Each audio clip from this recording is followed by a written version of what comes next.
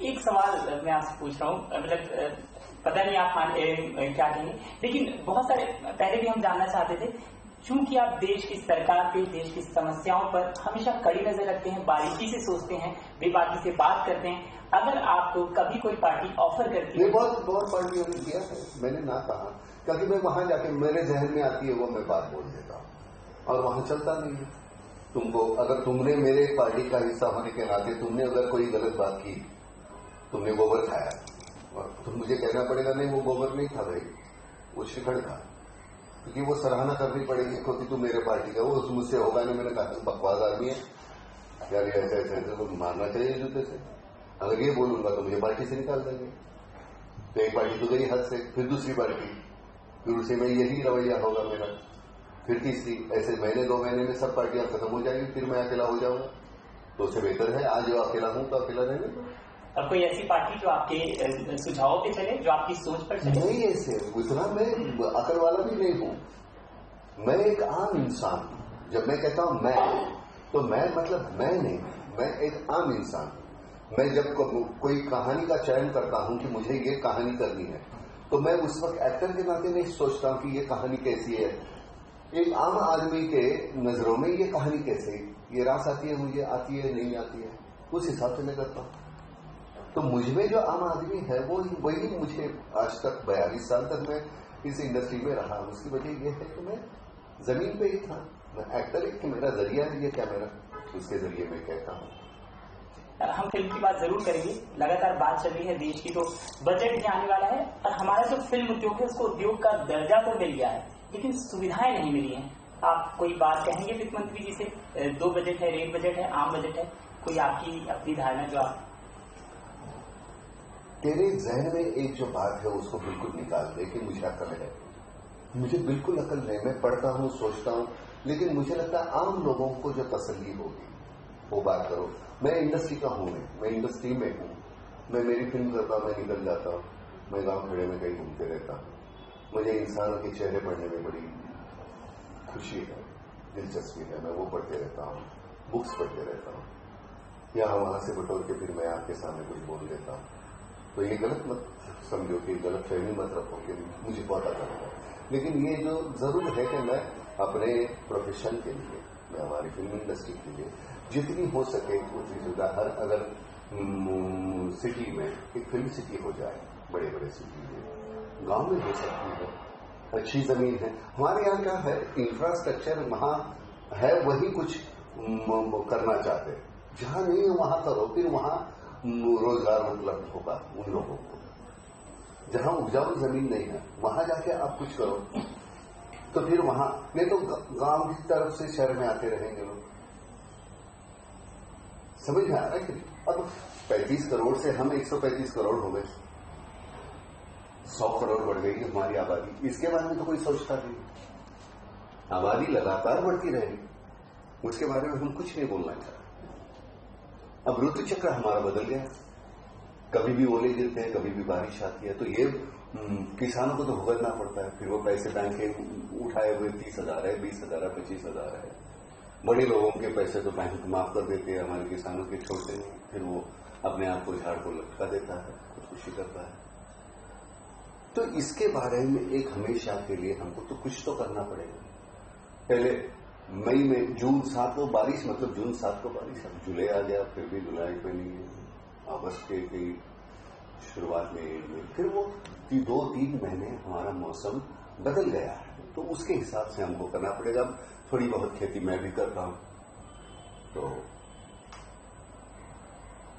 मैं सह सकता हूं, चलो वो नुकसान हो जाए। मेरे जो भाई लोग हैं वो क्या करेंगे, वो आएगा उगेगा तो खाएंगे, नहीं उगेगा तो नहीं खाएंगे, तो करेंगे। हाँ बिल्कुल, यही आपके जो भाई हैं, एक किसान है जो, क्योंकि आप किसान मतलब आप खेती भी करते हैं, आपने बताया, दूसरे आपके भाई, आपने बात कही कि इंडस्ट्री के लोग भी आपके भाई हैं। मैं ये पूछ रहा था कि बजट में मतलब हम सबसे ज्यादा टैक्स पे करते हैं, एंटरटेनमेंट सबसे ज्यादा टैक्स पे करता है, लेकिन उसके बाद भी जैसे लोन जैसी सुविधाएं हमको नहीं मिलती। उद्योग का दर्जा तो मिल गया है, लेकिन एक जो एक सरकारी उसमें एक वो होना चाहिए कि लोन मिले या हमें इंश्योरेंस उस तरीके के मिले, वो सब नहीं मिलता। तो लोग, मैंने इस पर मतलब ज्यादा ध्यान नहीं दिया, मैं सोचा नहीं, मैं इसका खामखा कोई जवाब देने की कोशिश करूं तो मैं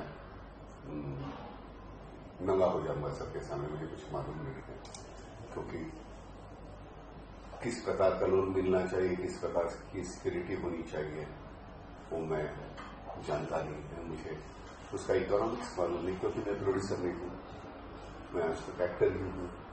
तो मैं अपने पैसे ले लेता हूं, उस पैसे इतना इनकम टैक्स भरना है, इतना सेल्स टैक्स देना है, बाकी के पैसे मेरे अपने जेब में रहेंगे। इसके अलावा मैंने कुछ सोचा नहीं है, तो इसका जवाब मैं दे नहीं पाऊंगा।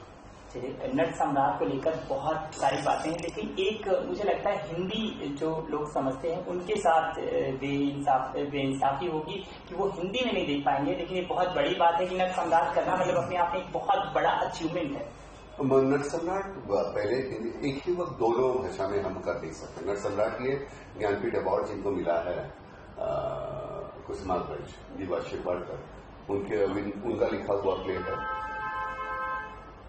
एक ही वक्त दो भाषा में वो कर नहीं पाएंगे, क्योंकि एक्टर्स अलग होंगे और एक से निकल के मुझे दूसरे में अपने आप को ढालना बहुत मुश्किल होगा। जुबान अलग होगी और सबसे इमोशनल बहुत है, इतना इमोशनल प्ले है, बहुत हेवी है। तो एक शॉट देने के बाद मैं दूसरा दे नहीं पाऊंगा, बहुत तकलीफ होगी। तो एक बार मराठी पूरी कंप्लीट कर देते हैं, गैप ले लेते हैं। कैसे लगती है फिल्म? नहीं, ये बहुत अच्छी लगी, ये हमें हिंदी में करते, वो हिंदी करते हैं। अब देखते फिर हिंदी में मैं ही करूं या अमित जी करते हैं तो कोई और करता है, देख लेंगे। लेकिन एक ही वक्त नहीं कर पाएंगे। इसका प्रोडक्शन भी आपने ही, मतलब कि पूरा गाना वाना मुझे लगता है लोगों को इकट्ठा करना, प्रोडक्शन भी आपकी की, मतलब आपकी नहीं। अभी क्या है, भाई फिल्म है तो इसके पैसे में 100 रुपये लूंगा। अब इस बार ऐसे हुआ कि 100 रुपये को कहते हैं कि नहीं, हम आपको इतनी पार्टनरशिप देते बजाय 100 के। तो अभी इस फिल्म में मेरी लागत लग गई, तो फिल्म अगर चलती है तो मुझे 2 पैसे मिलेंगे, नहीं चलती तो न जो घाटा है वो उसमें उसका भी होगा, मेरा भी होगा।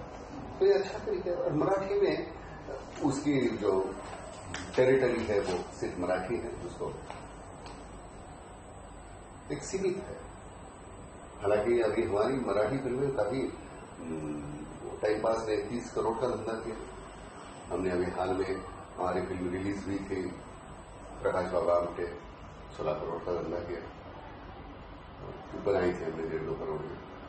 तो है, तुम अच्छा कुछ दिखाओ लोगों को तो लोग देखने के लिए तैयार है, 1 नहीं 2 नहीं 4 बार देखने के लिए तैयार है। लेकिन उस तरह का वो मटेरियल चाहिए उनको। ये आपने करोड़ वाली बात करी है, तो एक आजकल इन दिनों 100 करोड़ का बड़ा वो चला है, मतलब फिल्म अगर 100 करोड़ वाली हो गई तो बड़ा नाम हो जाता है। नहीं, अगर आपने 80 करोड़ खर्च किया और 100 करोड़ का धंधा किया तो क्या मायने? 1 करोड़ 2 करोड़ 4 करोड़ की 5 करोड़ की फिल्म किया और उसने 100 करोड़ का धंधा किया तो मैं समझ सकता हूं कि चलो 20 गुना किया 30 गुना किया, तो तुम्हारा खर्चा इतना है। और मुझे पैसे कितने कमाए, पैसे मैं इसलिए बोल रहा हूं ताकि उतनी तादाद में लोगों ने देखी फिल्म, मेरे लिए बहुत अहमियत रखती है बात। और ये कोई मुगल आजम तो थी नहीं प्रकाश बाबा, वो एक जमी थी, एक 2 बंदों की, मतलब एक मियां बीवी की, कि वो कितना एक महाराष्ट्र के एक जंगल के कोने में इतना बेहतरीन काम कर रहे हैं जो लोगों को मालूम नहीं था। आज मतलब वहां इतनी भीड़ होती है, आते जाते लोग वही नहीं हमको हेमल का सजाना, ताकि उन्होंने फिल्म देखी। अब हिंदी में वो रिलीज हुई, हमने साइमल्टेनियसली हिंदी और मराठी दोनों किए, हिंदी रिलीज नहीं की, अब हिंदी रिलीज करेंगे, उसका नाम रहेगा हेमल का साथ। तो अब तक 56 को लेकर किस तरह की उम्मीद कर रहे हैं बॉक्स ऑफिस में? मतलब अपने मैं क्या कर सकता हूं, उतनी मेहनत तो मैंने कर ली। अब बॉक्स ऑफिस पे चलती है नहीं चलती तो उसके लिए मैं क्या कर सकता हूं? लोगों को देखे रास आएगी तो चलेगी, नहीं रास आएगी तो नहीं चलेगी। नहीं, लेकिन हमने बहुत हटके किया, ये ऐसे किया वैसे किया, आपको देखना ही पड़ेगा।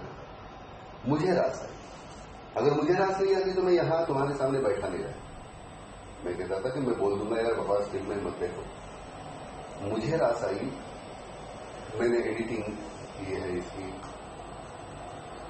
और मैं दखलंदाजी बहुत करता हूँ, डायरेक्टर को भी मैं जबरदस्ती करता हूँ। इसीलिए मतलब आपको इतनी रास आई है कि अब 3 भी बनेगा, भाग 3 भी बनेगा। 3 और 3 तीसरा बनाना चाहते हैं, वो जल्दी ही अनाउंस करना चाहते हैं। मैंने कहा कर लो भाई, लेकिन तीसरा है अगर मैं डायरेक्ट करूंगा तो कहानी मेरी होगी, मैं जैसे चाहूंगा वैसे अगर करना है तो मैं करता हूँ, मैं नहीं करूंगा। किस तरह की दखल होगी आपकी कहानी में? मतलब आप सोच कर रहे होंगे अभी से ही? नहीं बताऊंगा, क्योंकि बताऊंगा तो फिर कैसे चलेगा। लेकिन यहाँ नहीं होगी, वो परदेश में होगी, फ्रांस और इस्तांबुल में उसकी शूटिंग कहानी तय होगी। एक समय था जब आपने कुछ 4-5 पहले बहुत सारी फिल्में साइन करते थे आप, चाहे अनीस बज्मी की फिल्में हो, लगातार आपने कहा था मैं इतने पैसे कोट करना शुरू कर दिया था आपने, क्योंकि अब मुझे पैसे की जरूरत है। तो अब कहीं वो पैसे की जरूरत खत्म हो गई है? और नहीं, कभी की खत्म हो गई, तो उसकी वक्त भी नहीं चाहिए थी, लेकिन पैसे मिल गए ऐसे मैंने लेती है। और अब मुझे लगता है कितने पैसे को ठोकते रहूंगा, और उम्र इतनी हो गई कितना काम करूंगा मैं और कितने साल तक करूंगा। तो जो रास आता है वो करूं, जो रास नहीं आता है उसको ना करूं, अगर कितने भी पैसे देते हैं उसके बावजूद। तो जो अभी बेहतरीन कुछ काम तो लगता है ना कि नहीं ये लोग इसको याद करेंगे, मेरे बाद वो रहेगा काम, नट सम्राट जैसा। नट सम्राट जैसा अगर वो हिंदी में मैं कर पाया तो हिंदी में भी कर लूंगा। अच्छा है तो अरे किसको मौका मिलता है ऐसा काम करने? मैं बड़ा खुशनसीब हूं कि ऐसी फिल्में मेरे नसीब आ रही। चलिए, वेलकम बैक भी इसके बाद अनीस बज्मी की आपकी वो रिलीज है मेरे ख्याल से, मैं बोल रहा हूं मुझे लगता नहीं है क्योंकि अभी तक कभी नहीं गई, बहुत अच्छी बन गई। फिर वो रिलीज होगी, फिर उस तरह के रोल मेरे पास आएंगे और फिर ना कहूंगा मैं। तीन ये मतलब कुछ लोग बहुत मिस कर रहे हैं आपको, क्योंकि वो कैरेक्टर मतलब जो गनमैन है या जो भी वो है उसको मिस कर रहे हैं, तो उनके साथ थोड़ी सी आप वो कहते हैं। नहीं, क्या है तुम मिस करते हो या अच्छी बात है, मैं लगातार आते रहूंगा। तो पहली बार आया तो तू खाना खिलाएगा, दूसरी बार आऊंगा तो चाय पिलाएगा, तीसरी बार आएगा तो बोलेगा अरे यार ये क्यों आया, और चौथी बार बोलेगा झट के ही तुमको बोलो हम घर में नहीं है। तो बजाय उससे राह देखो मेरी, कभी कभार मैं आता हूं तो ठीक है, वही अच्छा है। कोई अपने को धुतकार दे उसके पहले ही हम दूर रहे तो बेहतर है ना। चलिए, मैं आपसे ये नहीं पूछूंगा क्यों आए लोग फिल्म देखने, क्योंकि आपका एक ही जवाब होता है अगर प्रोमो अच्छा लगा है और आप प्रमोशन करते नहीं। लेकिन आप बताइए कि साधु को देखें क्यों आए, क्योंकि साधु कितना बदला है 11 सालों में। इतने शैतान तुम देख रहे हो तो एक साधु को देखने में तुमको क्या दिक्कत है यार? है कि नहीं? कभी कभी कभार साधु को भी देखना चाहिए। तो हमसे बात करने के लिए बहुत बहुत शुक्रिया, thank you so much. Thank you बेटे। अब मैं आपको खाना खिलाऊंगा बना। अरे वाह, मैं बहुत बेहतरीन कुक हूँ, बेटर कुक देन एक्टर। तो मैं एक बार तो कम से कम खाना पकाता हूँ जब शूटिंग होती है, 50-60 मतलब 150-200 लोगों के लिए। बहुत अच्छा। आपने अभी वो बात भी कही है कि वो टीम इंडिया जीतेगी वर्ल्ड कप तो आप खाना खिलाएंगे? हाँ बिल्कुल, उनको बुलाएंगे, सबको बुलाएंगे, मतलब काटने से लेके साफ करने से लेके एकदम सब करता हूँ। मतलब आप सब मिलके हम बैठ के खाना, मतलब हम तैयारी करेंगे और आप तो नॉनवेज खाता है ना? नहीं, मैं वेजिटेरियन। हाँ तो चलो हम कद्दू की गर्दन काटेंगे उसमें। चलिए, हमसे बात करने के लिए बहुत बहुत शुक्रिया और ढेर सारी शुभकामनाएं। थैंक यू बेटे। फिल्म खूब लोगों की, जैसे पहली फिल्म पसंद आई थी अब तक 56-1, ऐसी अब तक 56-2 भी लोगों को खूब पसंद आए, लोग सराहे। Thank you so much.